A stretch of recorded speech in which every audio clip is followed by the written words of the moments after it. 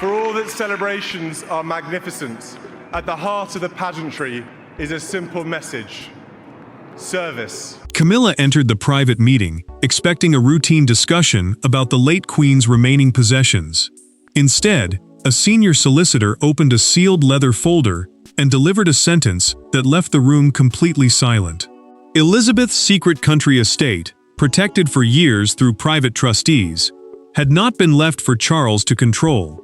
It had been quietly promised to William, through an arrangement created long before the monarch's death.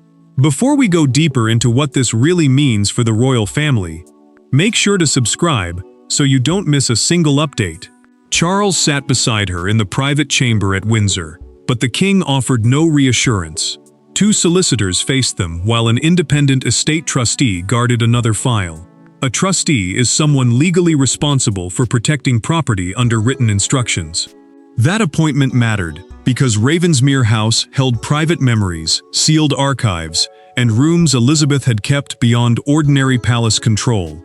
Camilla leaned forward as the lead solicitor explained the decision. The Queen had placed Ravensmere inside a protected family trust and promised its future control to William. A family trust is a legal arrangement holding property for named people under strict conditions. Charles could not absorb the estate into his household, and the Queen Consort could gain neither residential nor managerial authority. She asked the solicitor to repeat the sentence. When he did, she removed her glasses, but her hand trembled. Charles kept staring at the summary. He did not turn toward his wife, and that silence cut deeper than the wording. Camilla suspected that he had known his mother wanted assets protected from the reigning household. The monarch finally said he had never seen the completed terms, yet his answer failed to calm her. The solicitor then identified the source: a signed personal memorandum, meaning a written record of Elizabeth's private instructions. He read one paragraph from that documented account. Ravensmere must remain with the direct line of succession, the chain through which the crown passes from sovereign to heir, and stay protected from competing household influence. William had been informed, but the prince refused to sign until he understood why his grandmother created such restrictions. Camilla rose sharply. Then she saw Anne's name beneath the final clause. The princess had been appointed supervising protector, giving her authority to resist attempts to weaken the trust. Ravensmere had not only been promised to the future king, it had been guarded against pressure from the throne itself. Camilla had entered the room believing the crown placed her at the center of royal authority, but as Anne's name emerged from the sealed pages, she understood that Elizabeth had built an entire wall around William, and she had done it deliberately. The legal announcement was devastating, but the document itself was only part of the wound. Behind the sealed trust stood three people carrying three different versions of loyalty. Camilla saw exclusion. William saw a burden left by the grandmother who had shaped him.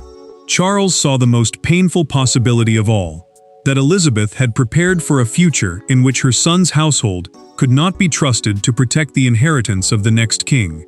William carried that burden back to Kensington Palace, where the solicitor's summary waited on his desk like a command he had never asked to receive. During his teenage years, he had spent quiet weekends at Ravensmere with Elizabeth, speaking far from cameras, courtiers, and constitutional expectations. Courtiers are senior royal staff who advise and assist members of the family. Those visits mattered because the estate had been one of the few places where the future king could speak as a grandson rather than an heir. Catherine watched him stop at the phrase, "exclusive future custodian." A custodian is the person trusted to protect and manage something for the future. William closed the file without smiling, then walked toward the window, as though distance might lessen its weight. She understood at once that he did not see a gift. He saw a responsibility, designed by the Queen and delivered after her death, leaving him unable to ask why. Camilla carried a different pain. She had quietly imagined Ravensmere hosting charitable retreats and private family gatherings, believing that her role as Queen Consort, the sovereign's spouse, without the monarch's ruling authority, would naturally include access to places tied to royal family life. After leaving Windsor, she confronted Charles alone and asked whether Elizabeth had distrusted her. The king denied that the trust was a personal judgment. but his measured words sounded like protection for his mother, not comfort for his wife. She accused him of defending the dead while allowing the living to feel humiliated. William remembered something then. Years earlier, Elizabeth had told him that certain royal homes must remain beyond the reach of temporary influence. Her warning had been preserved in his own recorded recollection, written after one of their private conversations. At the time, he had not known whom she feared. Now the words felt deliberate. Catherine broke the silence carefully. She told him Ravensmere might not be a reward at all. It might be a barrier against future conflict, built before competing households could drag George into the same struggle. Her insight changed the promise from privilege into duty. William then found a handwritten note from Anne requesting that he come to St. James's Palace without aids. She said the solicitors had withheld one part of Ravensmere's history because Camilla was in the room. The estate had already divided husband from wife and father from son, yet the deepest fracture had begun years earlier, during one private royal gathering that Elizabeth never forgot. Years before the solicitor opened the sealed folder, Ravensmere had nearly passed into Charles's future household without restriction. Elizabeth had considered a simpler arrangement, one that would have allowed her son to manage the property after her death. Then came a single winter evening, a private family dinner, and a conversation so unsettling that the monarch quietly abandoned her original plan before sunrise. Elizabeth had once trusted cooperation to do what legal barriers later became necessary to protect. Her first inheritance draft placed Ravensmere under Charles's management before passing it to William. An inheritance draft is an early written plan explaining how property should be controlled after someone dies.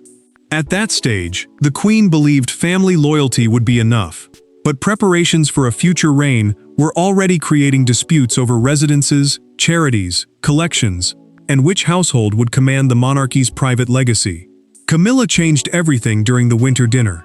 Speaking casually near the library, she suggested that several rooms linked to Elizabeth's memories could one day be redesigned for official hosting. William objected at once. The prince said Ravensmere should remain untouched while his grandmother was alive, because changing it too early would turn her home into a symbol of somebody else's reign. Elizabeth heard the exchange from the corridor. Camilla dismissed his concern as youthful sentiment, saying the estate could not remain frozen forever. The monarch entered moments later without raising her voice, yet the warmth had vanished from her face. She asked them both to return to dinner. William obeyed, but he knew something had shifted. Camilla continued speaking politely, unaware that one careless sentence had reached the person whose judgment mattered most. William found his grandmother later and apologized. He feared he had embarrassed her by challenging the future queen consort, a title given to the reigning king's wife, without granting her the sovereign's ruling power. Elizabeth took his hand and told him that protecting memory was not disrespectful when power began treating memory as an inconvenience. That private conversation was later preserved in William's written recollection. Elizabeth acted before dawn. She summoned Anne to her sitting room, withdrew the original inheritance draft, and ordered a protected trust to be prepared. The princess listened as her mother asked whether she would enforce the written terms even if Charles objected. Anne promised she would defend the monarch's intention, not the wishes of whichever household later held influence. Camilla learned the truth years later through a confidential estate diary maintained by Elizabeth's private secretary. Furious that one conversation had shaped her fate, she demanded to face William before he signed. What Elizabeth remembered as a warning, Camilla remembered as an innocent conversation, and when those two memories collided, the dispute could no longer remain inside a solicitor's folder. Camilla did not wait for the palace machinery to arrange a careful discussion.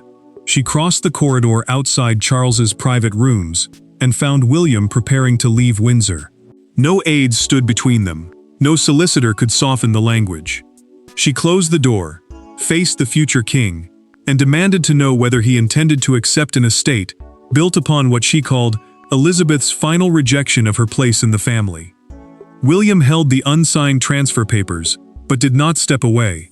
He had spent the morning studying every trust condition, searching for a reason his grandmother had drawn such a hard boundary. A trust is a legal arrangement that places property under strict rules for a chosen beneficiary. His delay had created the only opening Camilla believed she still possessed, and she intended to use it before his signature made the decision final. Camilla insisted that she wanted neither ownership nor control. She wanted dignity. As queen consort, the wife of the reigning monarch without the sovereign's ruling power, she believed she could not be publicly treated as a stranger to the family's private legacy. She asked William whether he truly believed she had planned to erase Elizabeth from Ravensmere. The prince answered carefully. The question was not what she claimed to have intended. The question was why the queen believed protection had become necessary. Camilla's composure cracked. She told him she had spent decades being judged through the memory of another woman, and she would not now be condemned through the memory of his grandmother as well. Her voice shook. She pushed a chair backward, turned away, then accused him of accepting a document that reduced her entire place in the family to suspicion. William did not retreat. He repeated Elizabeth's warning from his own documented recollection of their private conversation. Some royal homes must remain beyond the reach of temporary influence. Camilla went still. The words proved that the monarch had discussed Ravensmere with him long before the protected arrangement was completed. What she had viewed as one misunderstood dinner had become part of a much older fear. William then made his choice. He would not reject the inheritance simply to make the present household more comfortable, but he also promised that he would never use the papers to humiliate Camilla or erase Charles from the estate's family history. The future king would defend the boundary without turning it into revenge. Charles opened the door after hearing their raised voices. The king saw his wife fighting tears and his son gripping the unsigned transfer. He ordered them both to attend the trustees' session that evening. The confrontation had stripped away every polite explanation, but the final decision would not belong to the loudest voice in the room. It would belong to the one person Elizabeth had legally empowered to say no. By evening, the dispute had reached the long table where Elizabeth intended it to be settled. Charles sat at one end. William placed the unsigned papers before him. Camilla remained rigid beside the king. Then Anne entered carrying a small black case containing the trust seal. She did not apologize for the arrangement, soften its language, or ask anyone's permission. Her mother had given her one responsibility: prevent pressure from rewriting the promise. Anne set the case before her and looked first at her brother, then at her nephew. As supervising protector, she could approve, delay, or reject any change affecting Ravensmere. A supervising protector is the person legally empowered to enforce a trust's original rules. Even Charles could not overrule her without beginning a long challenge that would expose the family conflict far beyond that room. The solicitors clarified why Elizabeth had built the structure so carefully. The crown gave Charles ceremonial authority as sovereign, but Ravensmere remained private property, governed by the late monarch's written instructions. That separation mattered because royal power could shape public life, while the estate was meant to protect memory from whoever happened to control the palace. Anne opened the case slowly. Her voice softened as she described a documented final conversation with her mother. Elizabeth had asked whether William would be strong enough to preserve Ravensmere without using it against anyone. The princess remembered promising that he would be guided, but never allowed to turn the house into a weapon. Charles challenged her at once. Did she truly believe he would have permitted the estate to be misused? Anne answered that the trust was not an insult. Love, marriage, and authority could place pressure even on honorable people, and their mother had wanted the decision protected from emotion as much as ambition. Camilla proposed joint access between the king's household and William's family. For one tense moment, Charles seemed ready to support her. Then Anne read a previously undisclosed clause from Elizabeth's signed memorandum. No reigning consort could direct renovations, staffing, archives, or official use of Ravensmere. A memorandum is a formal written record of instructions. The compromise was impossible. William finally agreed to preserve Elizabeth's private rooms and guarantee Charles' personal family visits. Anne pressed the trust seal onto the transfer authorization, making the promise enforceable. Camilla pushed back her chair before the papers were signed. She told Charles not to follow her, and left without looking at William that cold evening. Anne had protected Elizabeth's decision with a single impression of the seal. Yet beyond the closed door, Camilla was confronting a reality no legal clause could soften. The future had moved forward without her consent. The morning after the trust was sealed, Ravensmere was no longer an abstract inheritance. Staff received new instructions. Access codes were changed. Renovation proposals disappeared from palace schedules. Portraits selected for transfer remained in storage. With every administrative decision, the meaning became harder to deny. Elizabeth had not simply promised William a house. She had created a protected center of family memory beyond the operational reach of Charles and Camilla. William became custodian-in-waiting, while Anne retained supervisory authority until he completed a formal preservation plan. A custodian-in-waiting is the person chosen to assume future responsibility before full control is transferred. Staff now answered to an independent estate administrator rather than the king's household. That shift mattered because every practical decision, from staffing to access, would now follow Elizabeth's rules instead of palace preference. Charles felt the change almost immediately. Planned charitable gatherings were cancelled, proposed appointments disappeared, and refurbishment discussions ended without debate. The king kept personal visiting rights, but he held no managerial power. Ravensmere remained part of his family history, yet it no longer belonged to the machinery of his reign. Camilla received the new protocol alone at Clarence House. She opened the envelope, read the first page twice, then folded it beneath a silver frame without speaking. The document confirmed that future visits required approval from the independent administrator. When Charles tried to comfort her, she answered that legal wording was not separate from royal reality. It was royal reality. She asked whether he would accept needing permission to enter a place once discussed as part of their shared future. Anne brought William a copied page from Elizabeth's estate diary, a private written record of decisions and reflections.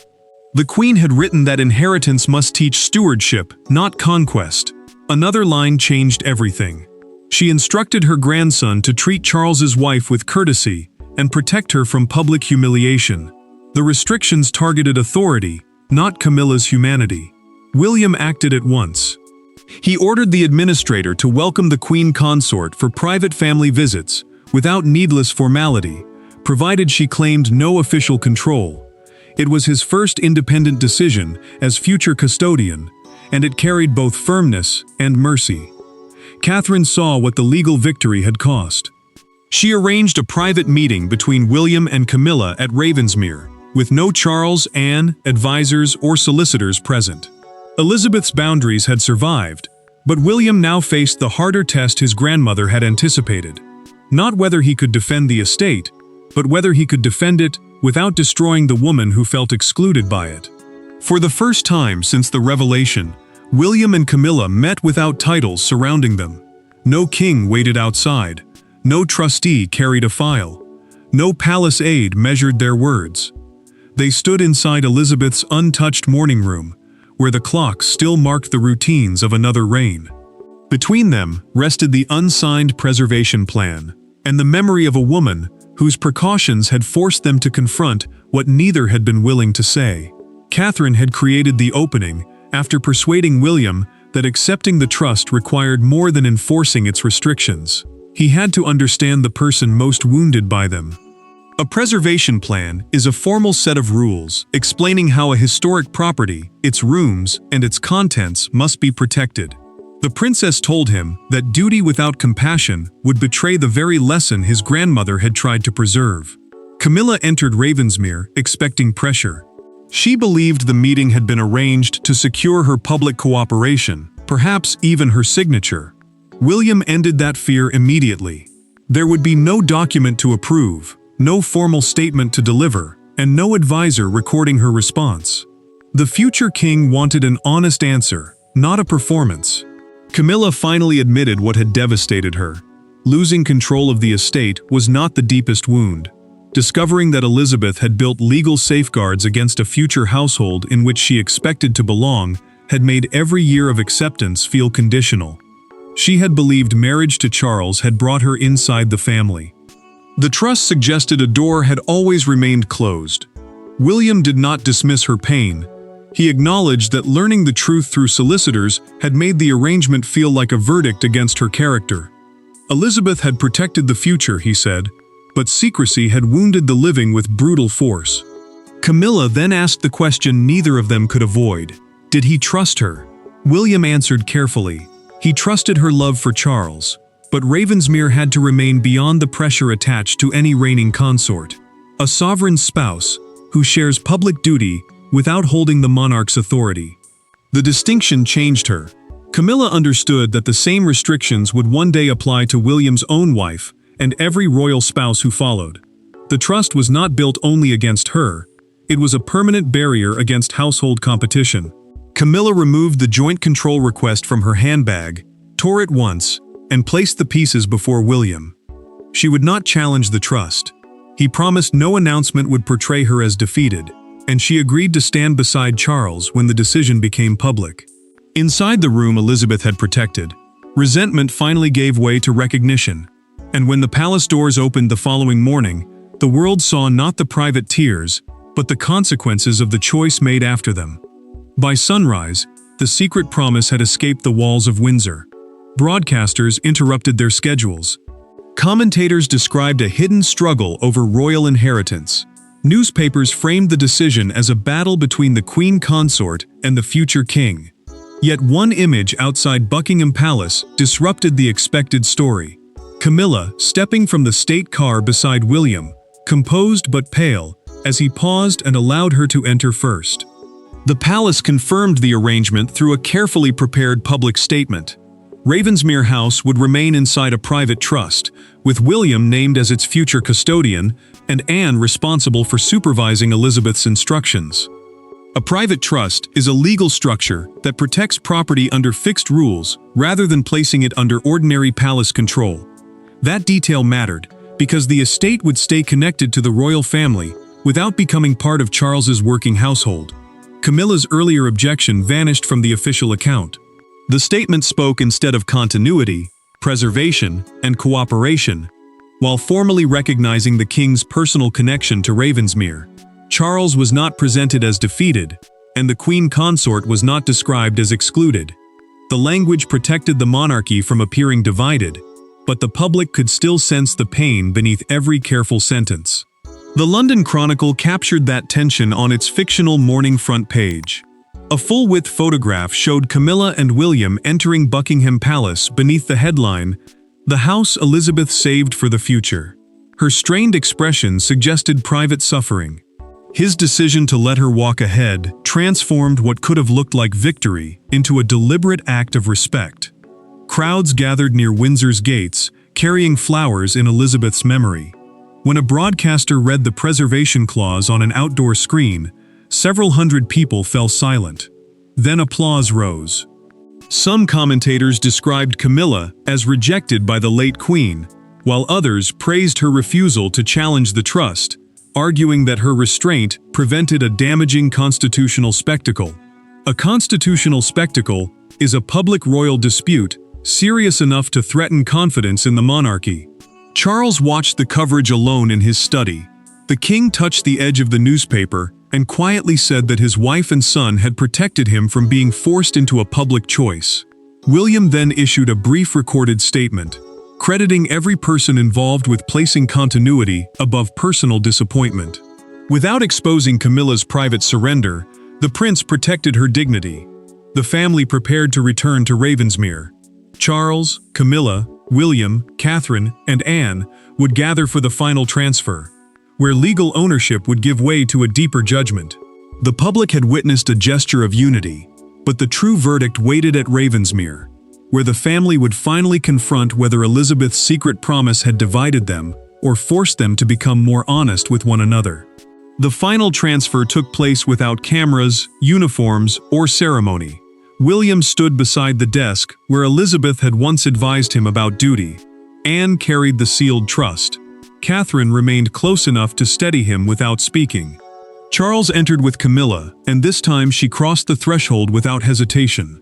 The estate had become William's responsibility, but the deeper question was whether the promise would remain a symbol of rejection or become something the family could finally understand. William signed the custodianship agreement, and Anne countersigned as protector. A custodianship agreement is a legal document giving one person responsibility for preserving property under fixed conditions. Her signature completed the arrangement their mother had designed. Ravensmere could never be absorbed into the reigning household, managed by a royal consort, or reshaped by the changing ambitions of future courts. William then stated the estate's purpose. Ravensmere would remain a private family refuge and archive, meaning a protected collection of personal records, objects, and memories. It would never become a commercial attraction, a political stage, or a trophy residence. That mattered because Elizabeth had feared that public power could slowly consume the private spaces where family duty was first learned. Charles accepted the judgment without resistance. The king admitted that his mother had anticipated pressures he had refused to acknowledge. He no longer saw the trust as a rejection of his reign. He understood it as a boundary protecting the relationship between sovereign and heir before emotion could turn authority into rivalry. Camilla spoke next, and no bitterness remained in her voice. The secrecy had devastated her because it made her feel permanently judged. Yet she now accepted that Elizabeth had protected Ravensmere from a position, not a person. The queen consort removed an old estate key and placed it in William's palm. He gently closed her fingers around it again, telling her that family access remained hers even though institutional control did not. Anne opened the documented memorandum and read Elizabeth's final instruction. The estate must never become the prize that breaks the family entrusted to preserve it. William would hold sole future custodianship. The princess would protect the trust. Charles would keep permanent personal access. Camilla would claim no administrative influence, while Catherine would preserve Ravensmere for George, Charlotte, and Louis. The signatures dried, the seal was returned to its case, and the doors of Ravensmere remained open to the family but closed to ambition, completing Elizabeth's final promise and leaving the monarchy stronger because, at last, everyone understood where love ended and duty began. Thanks for watching. Please don't forget to like and subscribe, and we will see you in next one.